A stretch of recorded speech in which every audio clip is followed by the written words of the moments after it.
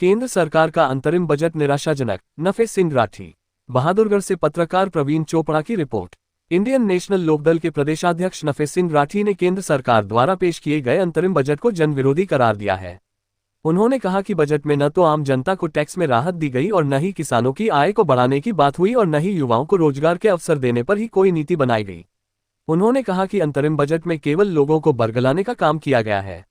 भाजपा का किसान, युवा, मजदूर, छोटा व्यापारी सहित आम लोगों के हितों से कोई लेना देना नहीं है, जो इस अंतरिम बजट में साफ दिखाई देता है। अंतरिम बजट से आम जनता को केवल निराशा हाथ लगी है। ये बजट को केवल भाजपा का चुनावी स्टंट है। यदि भाजपा को आम वर्ग समेत विभिन्न वर्गों की इतनी ही चिंता होती तो वह सभी वर्गों के लिए बजट में नई योजनाएं लागू करती। उन्होंने कहा कि जनता आस लगाए बैठी थी कि इस बजट में गरीब व मध्यम वर्ग की कुछ कठिनाइयां कम होंगी, लेकिन उन्हें केवल निराशा हाथ लगी।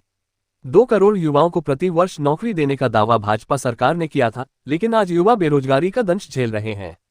वहीं सरकार आम जनता की सभी जरूरत की चीजों पर जीएसटी लगाकर उन्हें आर्थिक रूप से कमजोर करने का काम कर रही है। किसानों की आय बढ़ाने का दावा किया गया, लेकिन खाद के रेट को बढ़ा दिया गया और खाद का कट्टा जो पहले 45 किलोग्राम का आता था, उसे घटाकर उसे 40 किलोग्राम का कर दिया गया।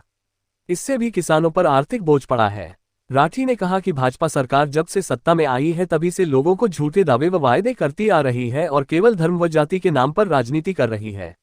2014 में देश पर जहां कुल 55 लाख करोड़ रुपए का कर्ज था, जो अब बढ़कर 205 लाख करोड़ हो गया है। बेरोजगारी दर भी 2014 के मुकाबले काफी बढ़ गई है। महंगाई से आम जनता का बुरा हाल है। डॉलर के मुकाबले रुपया अपने सबसे निचले स्तर पर पहुंच गया है। प्रति व्यक्ति आय में भी बांग्लादेश भारत से आगे निकल चुका है। यही नहीं, काला धन भी पिछले 10 सालों में 3 गुना बढ़ गया है।